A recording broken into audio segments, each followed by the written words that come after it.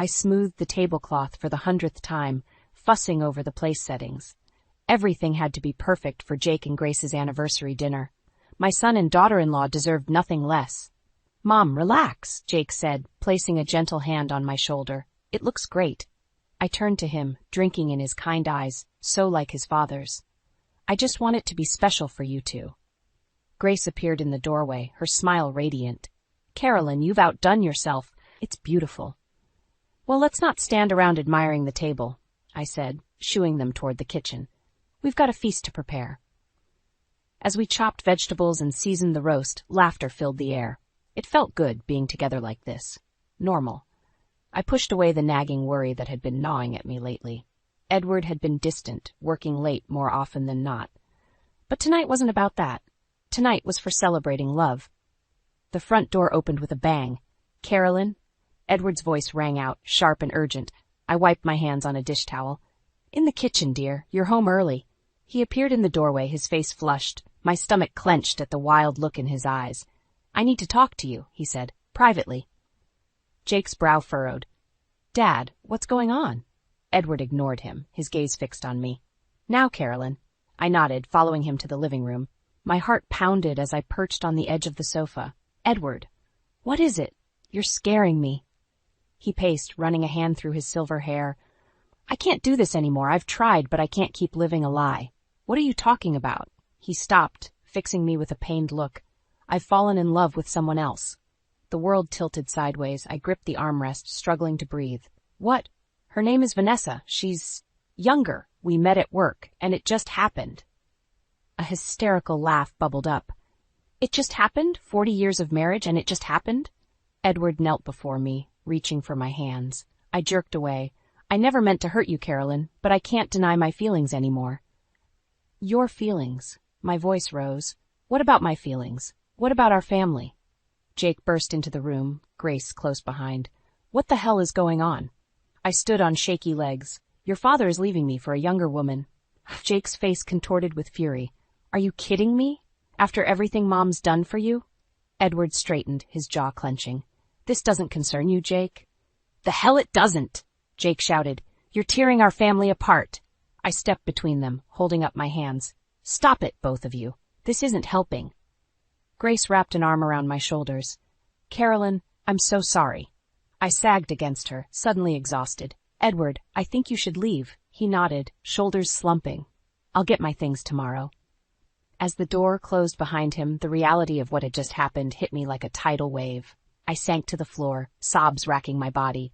Jake knelt beside me, pulling me into a fierce hug. "It's okay, Mom. We're here. We've got you." I clung to him, my mind reeling. How had this happened? Where had I gone wrong? And who was this Vanessa who had stolen my husband's heart? As the tears subsided, a steely resolve took root. This wasn't over. I wouldn't let Edward throw away our life together without a fight. And if he truly wanted out, well, he'd better be prepared for one hell of a battle. I pulled back, wiping my eyes. "I'm sorry about dinner," I said, my voice hoarse. Grace squeezed my hand. "Don't worry about that. What can we do?" I took a deep breath, squaring my shoulders. "You can help me figure out who this Vanessa is, because I have a feeling there's more to this story than Edward's letting on." Jake's eyes widened. "Mom, are you sure that's a good idea?" I met his gaze, steel in my voice. "I'm sure of one thing. I deserve answers, and I'm going to get them, one way or another." The morning after Edward's bombshell, I woke to the sound of raised voices. I stumbled out of bed, my head pounding from a night of fitful sleep and too many tears. Jake's angry tone cut through the fog of my grief. "How could you do this to Mom, after everything she's done for you?" I crept down the stairs, my heart racing. Edward's reply was low and terse. "This is between your mother and me. Stay out of it." "Like hell I will," Jake shouted. "You're tearing this family apart." I rounded the corner to find them squaring off in the living room, Jake's face flushed with anger, Edward set in stubborn lines. "Stop it, both of you," I said, my voice hoarse. They turned, startled by my presence. Jake's expression softened. "Mom, I'm sorry. We didn't mean to wake you." Edward's gaze skittered away from mine. "I just came to get some of my things." I nodded, too numb to argue. "Fine, take what you need and go." As Edward headed upstairs, Jake turned to me, his eyes blazing. You can't let him get away with this, Mom. We should call a lawyer, make sure he doesn't try to cheat you out of what's rightfully yours. I sank onto the couch, suddenly exhausted. Jake, honey, I appreciate your concern, but I need to handle this myself. But Mom, no buts, I said firmly. This is my marriage, my life. I won't have you jeopardizing your relationship with your father over this. Jake's jaw clenched. He doesn't deserve my respect after what he's done. I reached for his hand, squeezing it gently. He's still your father. And despite everything, we had 40 good years together. That has to count for something. Edward's footsteps on the stairs silenced us. He appeared with a duffel bag slung over his shoulder, looking older than I'd ever seen him. I'll be staying at the Comfort Inn for now, he said, not quite meeting my eyes. And I'll call you about arranging to get the rest of my things. I nodded, not trusting myself to speak. As he reached for the door, Jake stepped forward. Dad, he said, his voice tight, I hope she's worth it. Edward's shoulders stiffened. Son, you don't understand. You're right. I don't. Jake cut him off. And I don't want to. Just know that if you hurt Mom any more than you already have, you'll have me to answer to. The door slammed behind Edward, leaving a heavy silence in its wake. I slumped forward, burying my face in my hands. Oh, Jake, I whispered. What am I going to do? He sat beside me, wrapping an arm around my shoulders. We'll figure it out, Mom. You're not alone in this. I leaned into him, grateful for his strength, but a nagging worry gnawed at me. I don't want this to come between you and your father, or affect your relationship with Grace. Jake's arm tightened around me. Don't worry about us. We're on your side, 100%. I pulled away, meeting his eyes. That's exactly what I'm afraid of. I won't let Edward's mistakes poison our family any more than they already have. A key turned in the lock, and Grace bustled in, arms laden with grocery bags. I thought we could use some comfort food, she announced, then faltered at the tension in the room. What did I miss? Jake filled her in as I retreated to the kitchen, busying myself with putting away the groceries. My mind raced, trying to make sense of the past 24 hours. How had my life imploded so quickly? As I reached for a box of pasta, my hand brushed against the anniversary gift I'd hidden for Jake and Grace. The realization hit me like a punch to the gut. In all the chaos, I'd forgotten their celebration entirely. I sank to the floor, clutching the small package to my chest as sobs racked my body. This was supposed to be a joyous time for them, and instead, my marital drama was overshadowing everything. In that moment, I made a decision. I would not let Edward's betrayal define me or destroy our family. I would face this head-on my own terms. It was time to reclaim my life and my dignity. Wiping my eyes, I stood and squared my shoulders. The first step? Finding out exactly who this Vanessa was and what she wanted with my husband. I stood in the middle of my new apartment, surrounded by boxes and the remnants of my old life. The space was small, but it was mine. A fresh start. The doorbell rang, startling me from my thoughts. I opened it to find Martha, my best friend of 30 years, holding a bottle of wine and wearing a determined expression. All right, honey, she said, breezing past me. Time for some girl talk and liquid therapy. I couldn't help but smile. It's barely noon, Martha. She waved a dismissive hand. It's 5 o'clock somewhere. Now where are your glasses? As we settled on my second-hand couch, Martha fixed me with a stern look. Spill it, Carolyn. I want every detail about this hussy who's stolen your man. I sighed, twirling the wine in my glass. There's not much to tell. Her name's Vanessa. She works with Edward. That's all I know. Martha's eyes narrowed. That can't be all. Have you done any digging? No, I admitted. I've been too busy trying to put my life back together. Well, lucky for you, I've got connections, Martha said with a mischievous glint in her eye. My nephew works in HR at Edward's company.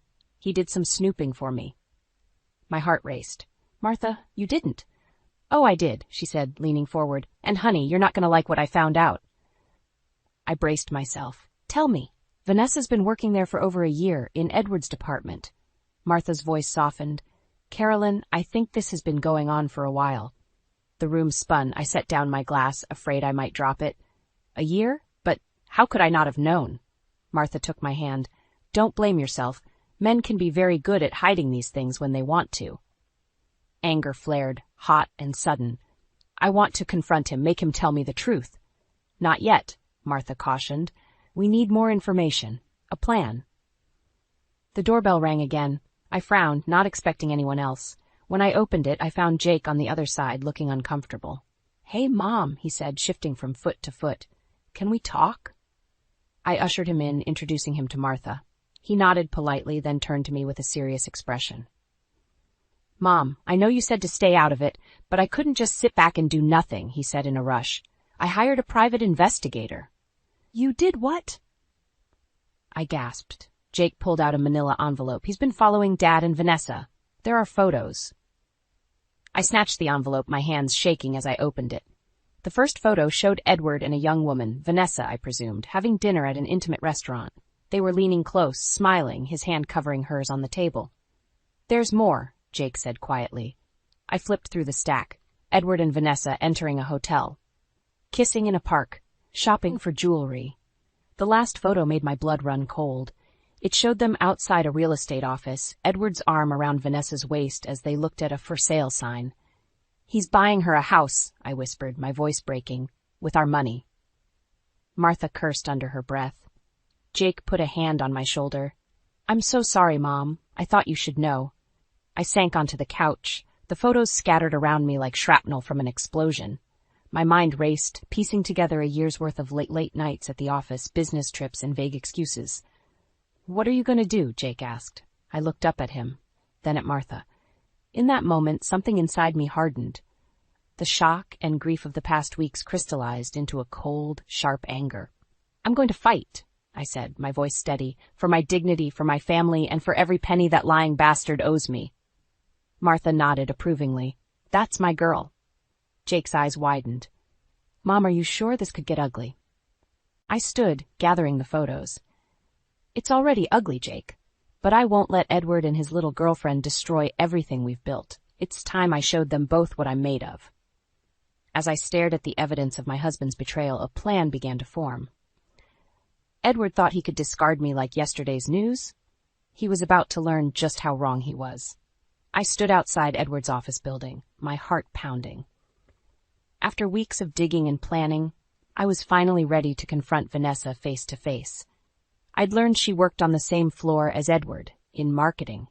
The thought of them sneaking around behind my back for months made my blood boil. Taking a deep breath, I pushed through the revolving doors and marched to the elevator. As I rode up to the 14th floor, I rehearsed what I'd say. I'd be calm, dignified. I wouldn't let her see how much she'd hurt me. The elevator dinged, and I stepped out into a bustling office. A young receptionist looked up, her smile faltering as she took in my determined expression. "Can I help you?" she asked. "I'm here to see Vanessa," I said, my voice steadier than I felt. "It's urgent." Before the receptionist could respond, a melodic laugh floated across the office. I turned to see a stunning woman in her early 30s, her golden hair cascading over her shoulders as she chatted with a group of coworkers. Vanessa. Seeing her in person, so vibrant and full of life, hit me like a punch to the gut. How could I compete with that? I must have made a sound, because Vanessa looked up, her eyes meeting mine. Recognition flickered across her face, followed quickly by surprise, and then guilt. "Mrs. Harrison," she said, her voice barely above a whisper. The use of my married name snapped me back to reality. I straightened my spine and strode towards her. "Vanessa," I said coolly, "I think it's time we had a chat, don't you?" She nodded, leading me to a small conference room. As soon as the door closed behind us, words tumbled out of my mouth. "How could you?" I demanded. "He's old enough to be your father. We have a life, a family. Did that mean nothing to you?" Vanessa's eyes filled with tears. "I'm so sorry," she said. "I never meant for any of this to happen. Edward was just so kind, so attentive. He made me feel special." I laughed bitterly. "And I suppose the fact that he's a wealthy, successful man had nothing to do with it?" She flinched. "It wasn't like that. We connected on a deeper level. He understands me in a way no one else ever has." "Oh, spare me," I snapped. "Do you have any idea what you've done? You've torn apart a family. My son, my daughter-in-law, they're devastated." Vanessa's face crumpled. "I didn't want to hurt anyone. Edward said, he said you'd grown apart, that you'd understand." I felt like I'd been slapped. Understand? How could I possibly understand my husband throwing away 40 years of marriage for a fling with a woman half his age? It's not a fling, Vanessa insisted. We love each other. We're planning a future together. The room spun. I gripped the back of a chair to steady myself. A future? What kind of future do you think you'll have?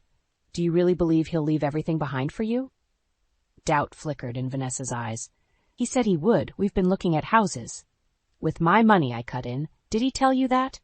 The money we saved together for our retirement, for our grandchildren's education.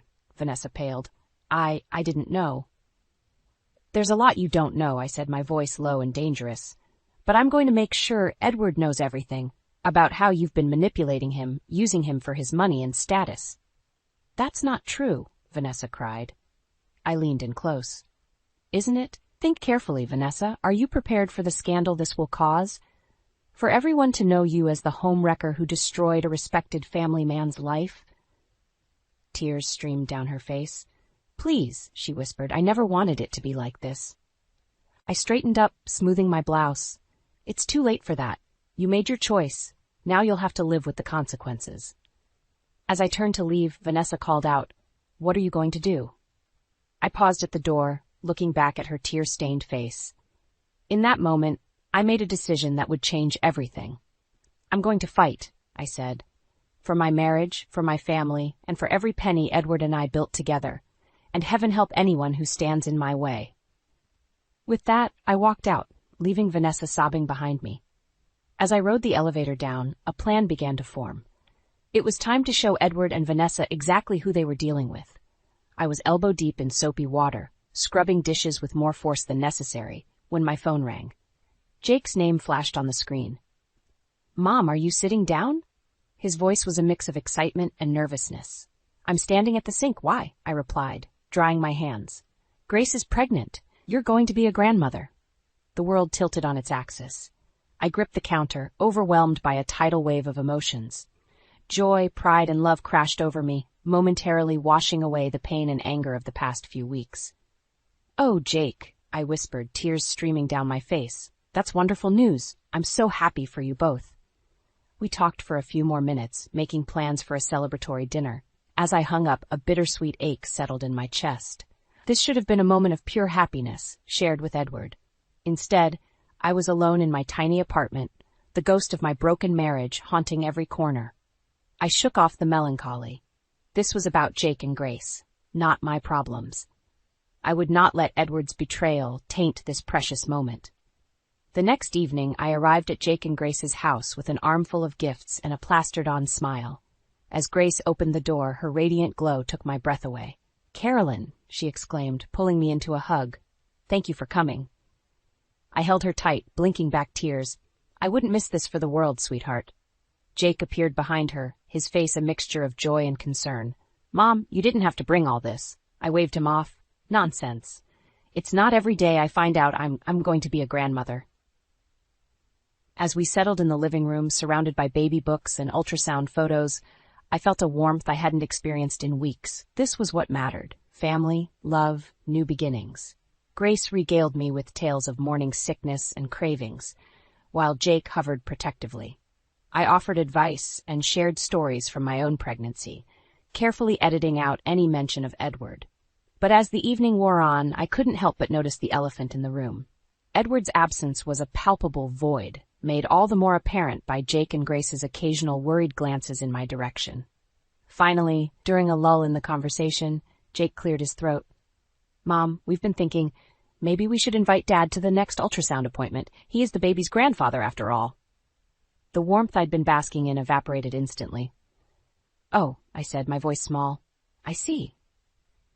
Grace reached for my hand. We don't have to if you're not comfortable with it. We just thought, well, it might be a chance for everyone to come together. I forced a smile. Of course. You're absolutely right. This baby deserves to know all of its grandparents. The rest of the evening passed in a blur. As I drove home, my earlier joy curdled into something bitter and angry. How dare Edward get to waltz back into our lives and play the doting grandfather? How dare he reap the rewards of family while abandoning his responsibilities? By the time I reached my apartment, I was seething. I paced the small living room, my mind racing. I couldn't let Edward think he could have it both ways, the excitement of a new relationship and the comfort of his old family. My eyes fell on the stack of evidence I'd gathered about his affair. Photos, financial records, emails, all proof of his betrayal. I'd been hesitant to use it, clinging to some misguided hope of reconciliation. But now, I reached for my phone, my hand shaking slightly as I dialed a number I'd memorized but never used. "Hello," a gruff voice answered. "Mr. Daniels? This is Carolyn Harrison. You were recommended to me as a divorce attorney." I took a deep breath, steeling myself. "I think it's time we talked about my options." As I hung up, a strange calm settled over me. The path ahead would be difficult, but I was done playing the victim. It was time to take control of my life, to fight for what was rightfully mine. And if Edward thought he could have his cake and eat it too, he was in for a rude awakening. Let the battle begin. My hands shook as I clutched the manila envelope. Inside was irrefutable proof of Edward's betrayal, meticulously gathered by my neighbor Frank, a retired detective who'd taken on my case as a personal mission. I stood outside the coffee shop where Edward had agreed to meet me, steeling myself for the confrontation ahead. Through the window, I saw him sitting at a corner table, looking relaxed and carefree. The sight made my blood boil.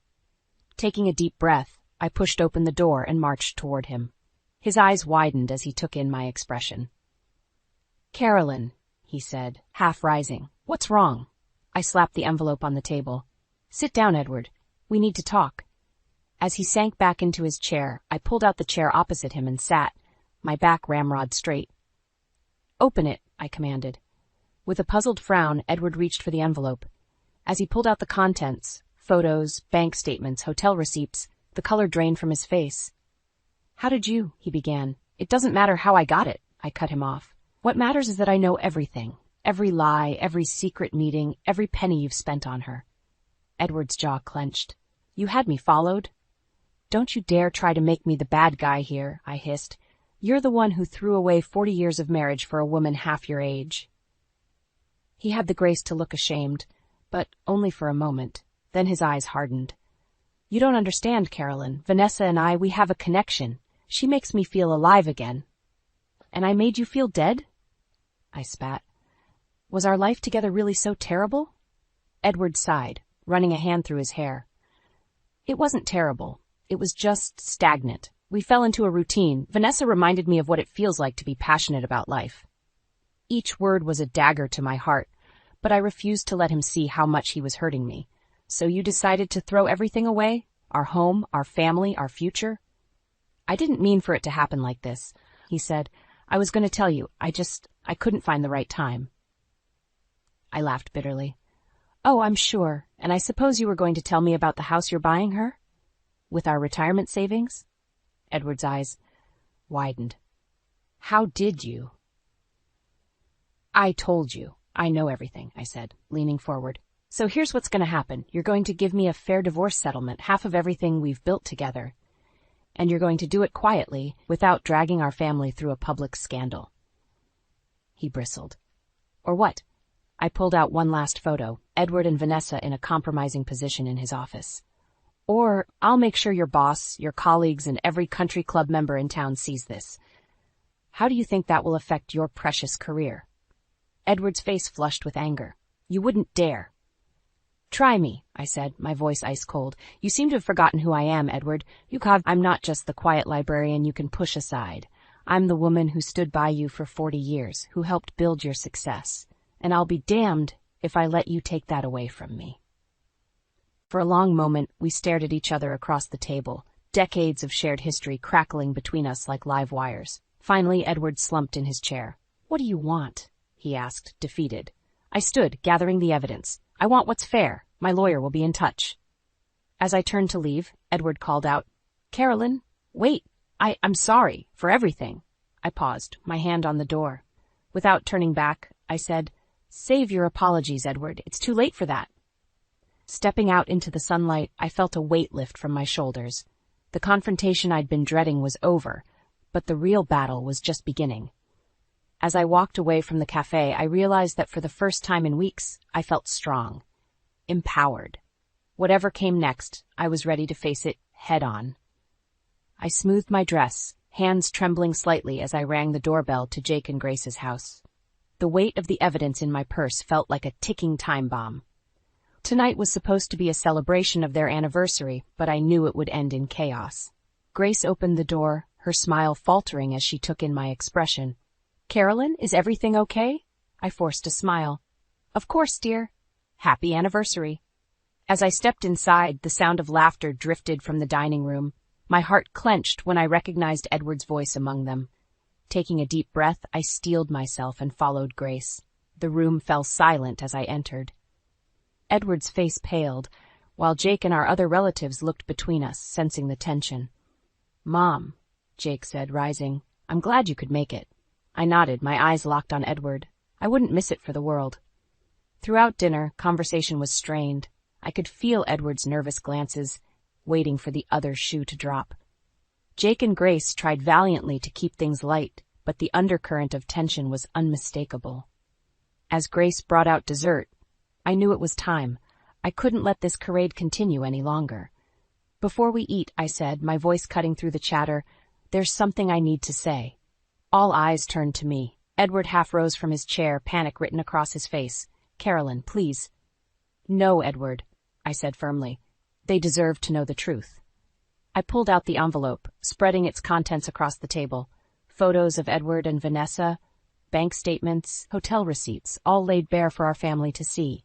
Gasps and murmurs filled the room.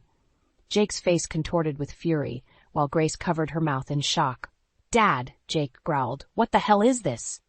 Edward's shoulders slumped. I can explain." "Explain what?" I cut in. "How you've been cheating on me for months? How you've been spending our retirement savings on your mistress?" The room erupted into chaos. Jake lunged across the table, grabbing Edward by the collar. "How could you do this to Mom, to our family?" Grace tried to intervene, tears streaming down her face. "Please, stop. Think of the baby." Her words cut through the mayhem like a knife. Jake released Edward, stepping back with a look of disgust. Edward, his face ashen, turned to me. "Carolyn, I'm so sorry. I never meant for it to go this far." "Save it," I spat. "I've heard all your excuses. I'm done." I turned to the rest of the family, my voice shaking. "I wanted you all to know the truth. Edward and I are getting a divorce. He's chosen his new life, and I'm choosing to move on with mine." The silence that followed was deafening. Then, to my surprise, my sister-in-law stood up. "Carolyn," she said softly, "we're here for you. Whatever you need." One by one, the others nodded, murmuring words of support. Even in my pain, I felt a warmth spreading through my chest. I wasn't alone. Edward, looking utterly defeated, slumped in his chair. "What do you want from me, Carolyn?" I met his gaze, years of hurt and betrayal fueling my words. "I want a fair separation, half of everything we've built together, and I want you to look our son in the eye and explain why you threw away 40 years of marriage for a fling." Jake's jaw clenched, but he nodded, waiting for his father's response. Edward looked around the room at the faces of the family he'd betrayed. Finally he nodded. "Okay," he whispered. "You're right. I'll do whatever it takes to make this right." As the reality of what had just happened sank in, I felt a strange mix of relief and exhaustion wash over me. The truth was out, the battle lines drawn. But as I looked at the supportive faces of my family, I realized this wasn't the end. It was a new beginning. 6 months after that fateful dinner, I stood in the nursery of Jake and Grace's home, cradling my newborn granddaughter. As I gazed into her tiny face, I marveled at how much had changed in such a short time. The divorce had been finalized last month, surprisingly amicable given the circumstances. Edward, true to his word, had agreed to a fair settlement. But the real shock came when Vanessa left him just weeks after our separation became public. She said she didn't sign up for all this drama, Jake had told me, a mix of disgust and pity in his voice. Guess she was more interested in the lifestyle than the man. I'd felt a fleeting moment of satisfaction at the news, quickly replaced by an unexpected wave of compassion. Edward had lost everything, his family, his reputation, and the woman he'd thrown it all away for. A soft knock at the door pulled me from my thoughts. I turned to see Edward standing there, looking older and more haggard than I'd ever seen him. "May I come in?" he asked hesitantly. I nodded, watching as he approached, his eyes fixed on the baby in my arms. "She's beautiful," he whispered. "Yes, she is," I agreed. "Would you like to hold her?" Surprise flashed across his face, followed by gratitude. As I carefully placed our granddaughter in his arms, I saw tears well up in his eyes. "Carolyn," he said, his voice choked with emotion, "I'm so sorry. For everything. I was a fool, and I've lost the best things in my life because of it." I sighed, feeling the last of my anger and resentment melt away. "I know, Edward, and while I can't forget what happened, I think I'm finally ready to forgive."